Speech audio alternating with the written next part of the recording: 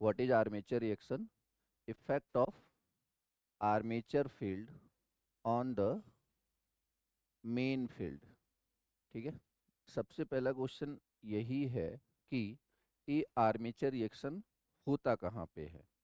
तो ये armature reaction जहाँ पे दो मैग्नेटिक फील्ड होते हैं, या फिर आप ऐसे समझो कि दो अलग अलग वाइंडिंग्स में दो अलग अलग सोर्सेज होते हैं, जिसको क्या बोलते हैं, डबली एक्साइटेड। डबली एक्साइटेड कौन कौन से होते हैं, डीसी मशीन और सिंक्रोनस मशीन। तो अगर वो डबली एक्साइटेड हैं तो उन दोनों ही मशीनों में बेसिकली हमें क्या देखने को मिलेगा, आर्मेचर रिएक्शन। इसलिए हम जो आर्मेचर रिएक्शन के बारे में मेनली डिस्कस करते हैं डीसी मशीन और कहाँ पे, सिंक्रोनस मशीन में करते हैं। ठीक है ना। चलिए, तो व्हाट इज आर्मेचर रिएक्शन, तो armature reaction is what effect of armature field on the main field. अब यहाँ पे एक क्वेश्चन है कि आर्मेचर फील्ड क्या है और मेन फील्ड क्या है। ठीक है, आर्मेचर फील्ड क्या है और मेन फील्ड क्या है। तो जैसे डीसी मशीन में मेन फील्ड कौन सा होता है, जिसके थ्रू आप मैग्नेटिक फील्ड प्रोड्यूस करा रहे होते हो, north pole south pole, this is what main field. ठीक है, this is what main field. और आर्मेचर फील्ड कौन सा होता है, ये जो आर्मेचर वाइंडिंग है, आर्मेचर वाइंडिंग कहाँ पे है, रोटर पे। तो आर्मेचर वाइंडिंग में जो करंट फ्लो होगा, वो करंट कैरिंग कंडक्टर क्या प्रोड्यूस करेगा, मैग्नेटिक फील्ड। तो एक मैग्नेटिक फील्ड प्रोड्यूस किया गया किसके द्वारा, मेन फील्ड के द्वारा। एक मैग्नेटिक फील्ड प्रोड्यूस किया गया किसके द्वारा, आर्मेचर वाइंडिंग के द्वारा। ठीक है ना। तो इन सबको एक एक करके डिटेल में देखते हैं। तो what is armature reaction, armature reaction is the effect of armature field, armature winding में फ्लो होने वाले करंट के द्वारा प्रोड्यूस किए गए फील्ड का इफेक्ट कहाँ पे, फील्ड वाइंडिंग पे, या फिर फील्ड वाइंडिंग के द्वारा प्रोड्यूस किए गए मैग्नेटिक फील्ड पर। ठीक है क्या। तो इसकी वजह से होता क्या है, मेन इसकी वजह से हमें दो इफेक्ट, अनडिजायरेबल इफेक्ट देखने को मिलते हैं, नॉट डिजायरेबल, दो अनडिजायरेबल इफेक्ट देखने को मिलते हैं।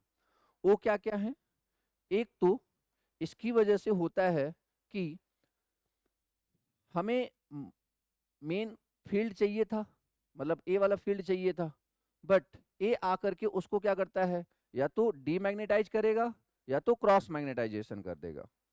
डीमैग्नेटाइजेशन मतलब उसको कम कर देगा, क्रॉस मैग्नेटाइजेशन मतलब उसको डिस्टर्ब कर देगा, डिस्टॉर्ट कर देगा। तो दो इफेक्ट देखने को मिलते हैं किसके, आर्मेचर रिएक्शन के। ठीक है क्या। तो आर्मेचर रिएक्शन के दो इफेक्ट देखने को मिलते हैं, क्या क्या, एक तो क्या होता है कि रिड्यूस कर देगा, मतलब डीमैग्नेटाइजेशन, फ्लक्स को रिड्यूस कर देगा, नेट रिडक्शन इन फ्लक्स पर pole, that is the effect of demagnetization. तो रिजल्टेंट फ्लक्स क्या हो जाएगा, कम हो जाएगा। क्यों कम हो जाएगा, क्योंकि पहले अकेला मेन फील्ड काम कर रहा था, फिर बाद में पिक्चर में कौन आया, आर्मेचर वाइंडिंग। ठीक है ना।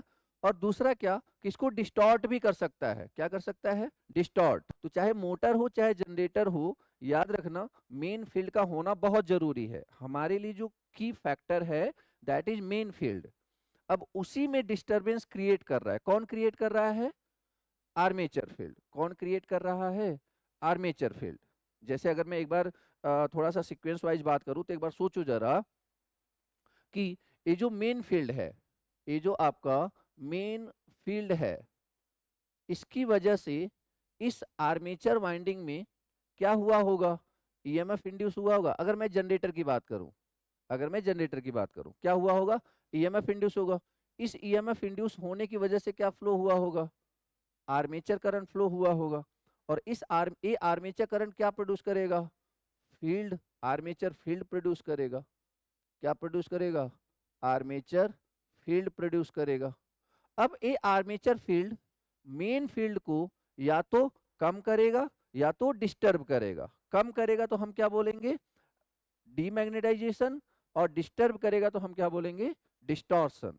तो there are two undesirable effect of what, armature reaction. What is armature reaction, effect of armature field on the main field.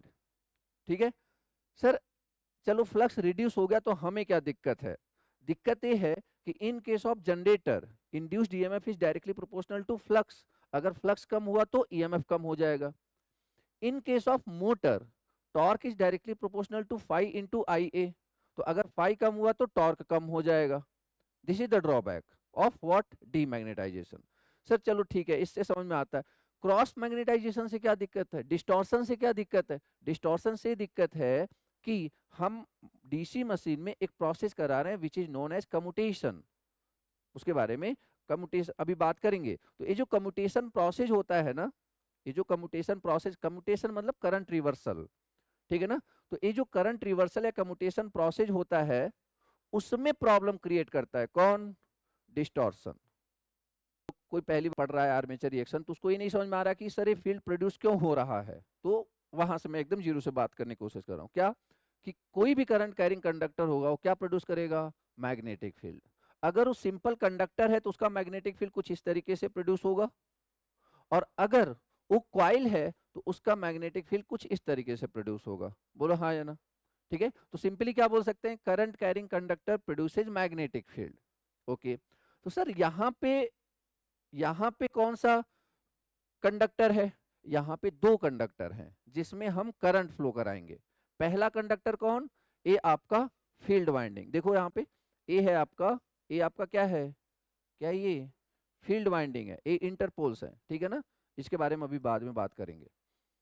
तो ये क्या है? ये आपका फील्ड वाइंडिंग है। उसको यहाँ देखो, अभी जो फील्ड पोल्स हैं इसके ऊपर क्या डाली गई है? वाइंडिंग्स डाली गई है। वाइंडिंग्स है तो इसमें हम क्या फ्लो कराएंगे? करंट फ्लो कराएंगे, डीसी एक्साइटेशन देंगे, तभी वो क्या प्रोड्यूस करेगा? मैग्नेटिक फील्ड प्रोड्यूस करेगा। तो वो जो मैग्नेटिक फील्ड प्रोड्यूस करेगा that is what? Magnetic field produced by field winding. और ये जो मैग्नेटिक फील्ड प्रोड्यूस करेगा इसी को हम क्या बोलते हैं? Main field. ठीक है क्या? फील्ड वाइंडिंग के द्वारा जो फ्लक्स प्रोड्यूस किया जाता है उसको क्या बोलते हैं? Main field. What is armature reaction? Armature reaction is the effect of armature field on the main field. तो पहले हम समझ तो लें आर्मेचर फील्ड क्या है, मेन फील्ड क्या है। यस और नो?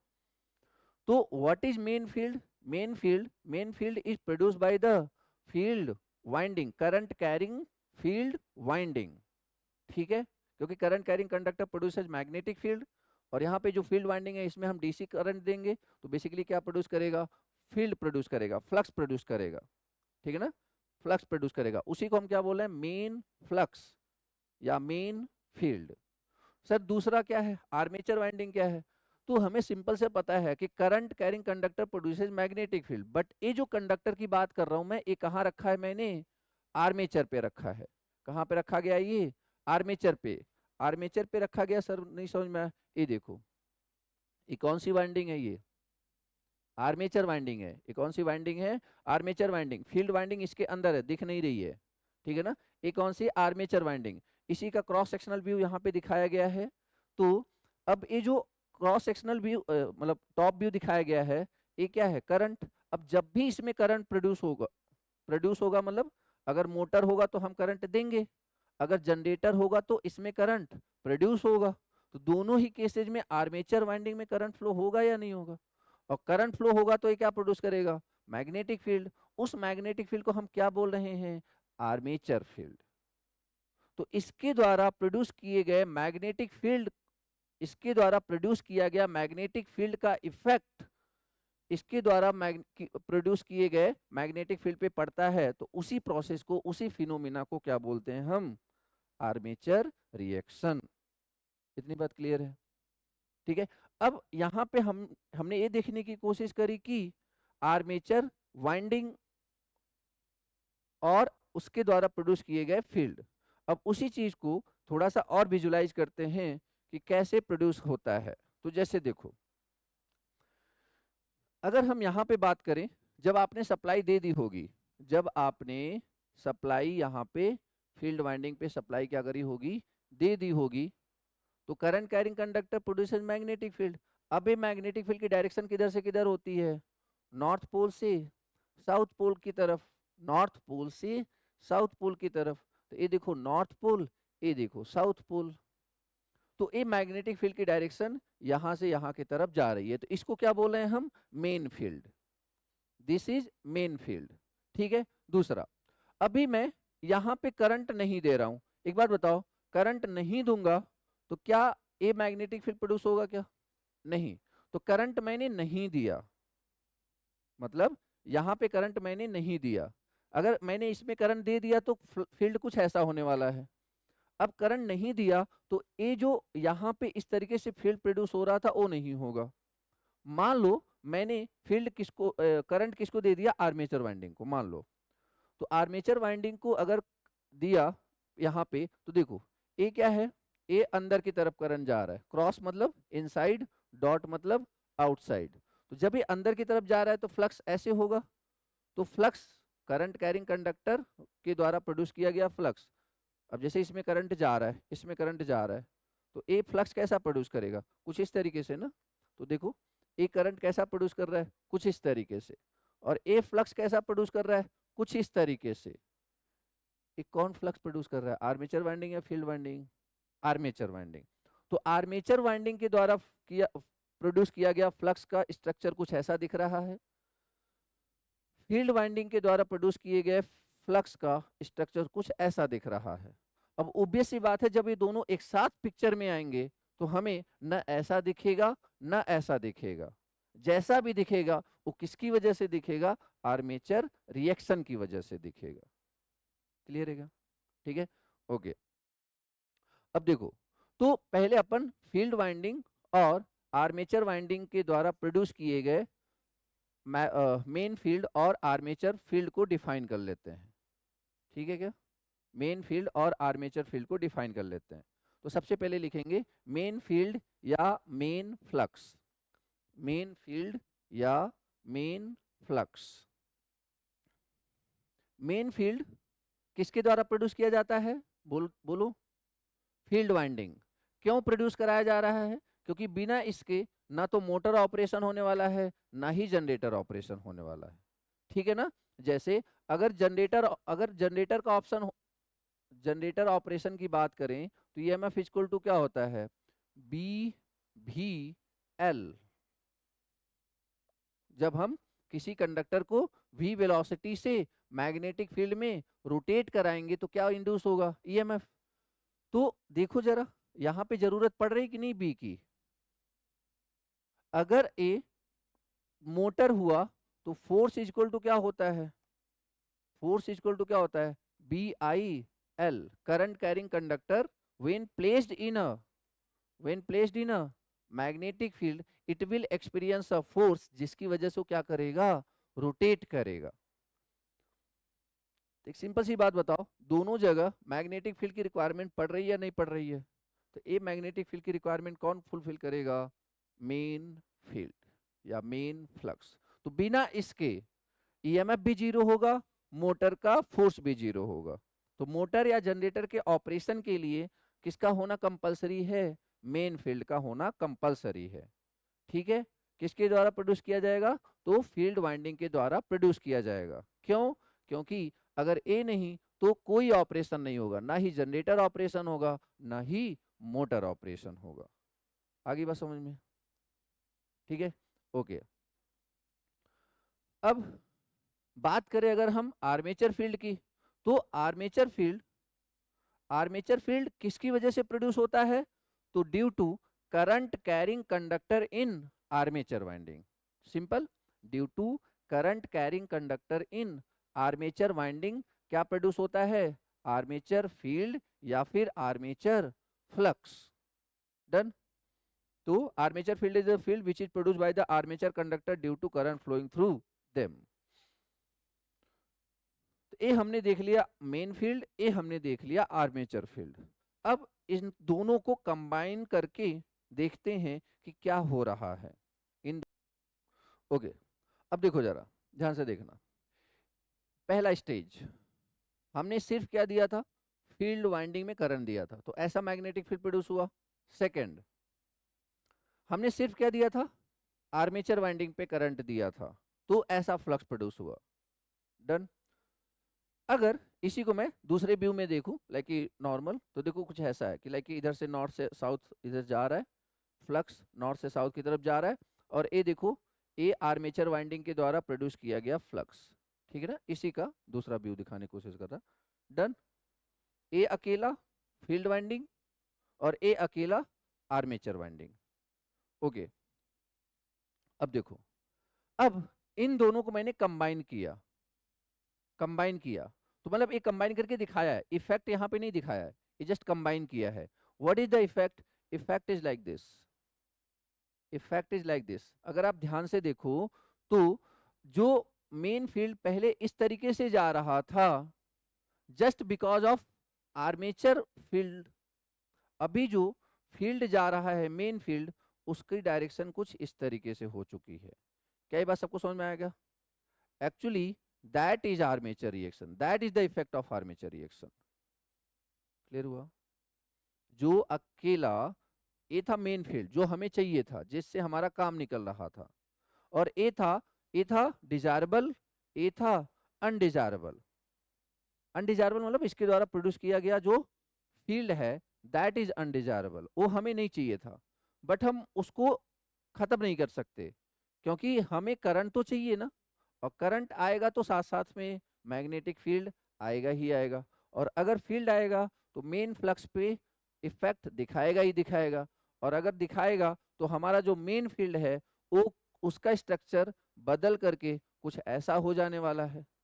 तो इसका मतलब ये क्या है? Basically this is what, this is armature reaction. Effect of armature field on the main field is known as armature reaction. अब इस बात को समझने के लिए हमें पहले कुछ टर्म समझना होगा, इसके इफेक्ट को प्रॉपरली समझने के लिए हमें कुछ टर्म्स समझने होंगे। उन्हीं टर्म्स में से दो टर्म है, एक है आपका जीएनए और एक है आपका एमएनए। तो नेक्स्ट लिखिए GNA, geometrical neutral axis, geometrical neutral axis, geometrical neutral axis, GNA, GNA. Okay, अब रुक जाओ, अब समझो जरा।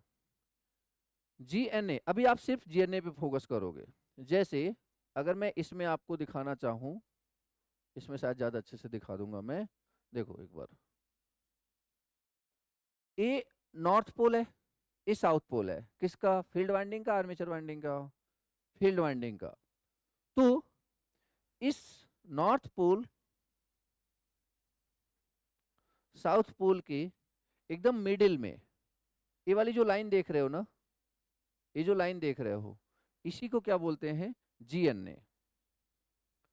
मेन फील्ड के परपेंडिकुलर जो लाइन होता है उसी को क्या बोलते हैं? GNA, geometrically neutral axis. सुना है क्या? ठीक है, तो क्या बोल रहा हूं मैं यहाँ पे, देखो जरा। जीएनए क्या होता है? तो दैट इज कि जो आपका, देखो इसको बोलते हैं ना, इसको बोलते हैं, एक इसको पता है कौन सा एक्सिस बोलते हैं? Anyone? Anyone? This is known as D axis, direct axis. This is known as D axis, direct axis, and this is known as quadrature axis, that is Q axis. ठीक है, ये डी एक्सिस और एक Q axis, synchronous machine में भी पढ़ेंगे ये सारी चीजें। ये डी एक्सिस है, क्यू एक्सिस। तो एक्चुअली जो मेन फील्ड है इसके परपेंडिकुलर जो लाइन है उसी को हम क्या बोल रहे हैं? GNA, geometrical neutral axis. समझ में आया क्या? तो समझो जरा, क्या है पहला definition? The axis that lies normally, normally 90 degree electrical, याद रखना 90 degree electrical to the field flux या फिर main field is called as GNA.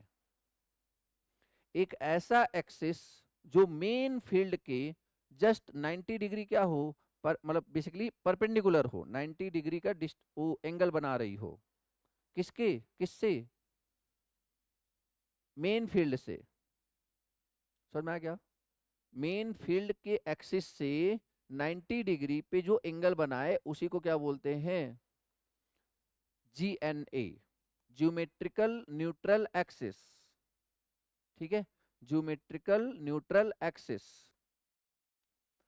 अब ये जो GNA है, एक बात बताओ, क्या मेन फील्ड की डायरेक्शन चेंज होगी क्या? क्या मेन फील्ड आर्मेचर रिएक्शन आने से, जैसे आप ये समझो कि अगर ए रहा, आर्मेचर रिएक्शन पिक्चर में नहीं आएगा तो ए एज इट इज रहेगा, ठीक है। इसके परपेंडिकुलर जो लाइन है उसी को हम बोल रहे हैं GNA। ए फिक्स होता है, ए फिक्स होता है, ठीक है। तो the axis that lies normally 90 degree electric to the field flux is called as GNA। This is also called what? Q axis. बात हुई ना हमारी। इसको क्या बोलते हैं? D axis. इसको क्या बोलते हैं? Q axis. तो GNA आप क्या बोल सकते हो? GNA को और क्या बोल सकते हो? क्यू एक्सिस, ठीक है, क्यू एक्सिस। अब एक बात बताओ, अभी तक हमने आर्मेचर में कोई वाइंडिंग, कोई फ्लक्स नहीं दे रखा है, आर्मेचर में कोई फ्लक्स नहीं दे रखा है, तो यहाँ पे सिर्फ और सिर्फ कौन सा वाइंडिंग, कौन सा फील्ड है? Main field. सिर्फ कौन सा है? Main field. उसको मैंने फेजर डायग्राम से दिखाया यहाँ पे। Field flux that is, sorry, that is phi M, that is phi M, ठीक है, दैट इज फाई एम। अब जो ए मेन फील्ड है, तो इसके परपेंडिकुलर लाइन को ही क्या बोलते हैं? बोलो, इसके परपेंडिकुलर लाइन को ही क्या बोलते हैं? GNA। इसके परपेंडिकुलर लाइन को क्या बोलते हैं? GNA। अभी मैंने MNA का एक बार भी जिक्र नहीं किया, बस GNA पे फोकस करो, ठीक है, ओके। अब समझते हैं कि MNA क्या होता है। MNA क्या होता है? तो MNA क्या है? MNA भी एक परपेंडिकुलर लाइन है। MNA भी एक परपेंडिकुलर लाइन या परपेंडिकुलर एक्सिस है, जो कि किसके परपेंडिकुलर है? रिजल्टेंट फील्ड के। वो किसके परपेंडिकुलर था? मेन फील्ड के। ए किसके परपेंडिकुलर है? रिजल्टेंट फील्ड के। समझ में आया कुछ? सर रिजल्टेंट किसका किसका रिजल्टेंट? दो फील्ड आ रहे हैं ना, कौन कौन? आर्मेचर फील्ड और मेन फील्ड। तो इन दोनों का जो रिजल्टेंट आएगा उसके परपेंडिकुलर कौन होता है? MNA। समझ में आया क्या? जो मेन फील्ड है उसके परपेंडिकुलर GNA, और जो आर्मेचर फील्ड और मेन फील्ड दोनों का रिजल्टेंट हो जो फील्ड, उसके परपेंडिकुलर जो होता है उसे क्या बोलते हैं? MNA। ठीक है क्या? तो देखो जरा, देखो जरा,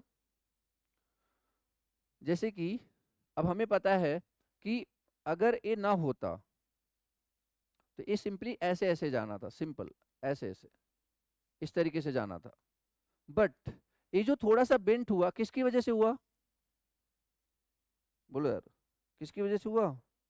आर्मेचर। अब यहां पे देखो जरा, अगर पहले पहले आपका, जब तक आर्मेचर वाइंडिंग में करंट फ्लो नहीं हो रहा था, फील्ड वाइंडिंग कुछ ऐसा था, कुछ ऐसा था। बस इसको, इस पे फोकस करना, जो बनाया अभी, इसका परपेंडिकुलर कुछ ऐसा आएगा, इसी को क्या बोलते हैं? GNA। ठीक है। अब दोनों पिक्चर में आ गए, मेन फील्ड भी और आर्मेचर फील्ड भी। अब जो रिजल्टेंट आया फील्ड का वो कुछ ऐसा आया, कैसा आया? कुछ ऐसा देखने को मिला। अब MNA क्या होता है? ये जो रिजल्टेंट फ्लक्स है ना, इसके परपेंडिकुलर जो लाइन है उसको क्या बोलते हैं? MNA। समझ में आया? तो GNA इज परपेंडिकुलर टू, जल्दी बोलो, main field. GNA is perpendicular to main field. MNA is perpendicular to resultant field. ठीक है क्या? ओके। अब एक बात बताओ यार, एक सिंपल सी बात बताओ कि अगर अगर मैं बोल रहा हूं कि what is resultant, what is resultant, तो आप क्या बोलोगे? वेक्टर,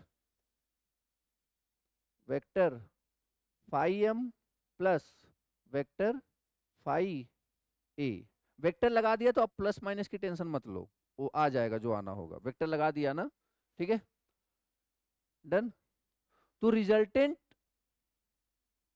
अगर आर्मेचर वाइंडिंग में करंट फ्लो नहीं कराओगे तो आर्मेचर फ्लक्स की वैल्यू कितनी होगी? बहुत जल्दी बताओ। 0। अगर आर्मेचर वाइंडिंग में करंट फ्लो नहीं कराओगे तो आर्मेचर वाइंडिंग में फ्लक्स कितना होगा? 0। और ऐसे सिचुएशन में जो रिजल्टेंट फ्लक्स होगा वो किसके बराबर होगा? मेन फील्ड के बराबर। फिर समझ में आया? मैं बोल रहा हूं कि अगर मान लो नो लोड पे मशीन है, what is meaning of no load? Armature current की वैल्यू क्या? 0। अगर आर्मेचर करंट की 0 तो फाई ए की वैल्यू क्या? 0। अब अगर फाई ए की वैल्यू 0 है तो रिजल्टेंट किसके बराबर है? मेन फील्ड के। अब ऐसे सिचुएशन में मतलब नो लोड के कंडीशन में देखो क्या हो रहा है। नो लोड के कंडीशन में दिस इज व्हाट? रिजल्टेंट या मेन फील्ड? दोनों। दोनों। At no load condition this is what? Magnet main field as well as resultant field. ऐसा क्यों? क्योंकि जो आर्मेचर फ्लक्स है at no load condition that is what? 0। That is 0 ना। तो इसका मतलब क्या हुआ कि at the time of no load a main field भी है और रिजल्टेंट फील्ड भी है। और मेन फील्ड के परपेंडिकुलर जो लाइन होती है उसे क्या बोलते हैं? जीएनए। और रिजल्टेंट फील्ड के परपेंडिकुलर जो लाइन होती है क्या बोलते हैं? तो क्वेश्चन पूछा जाएगा कि at which condition GNA and MNA lie on the same axis, what is the answer? No load. Simple. बोलो हाँ या ना। At under no load condition GNA and MNA lie on the same axis.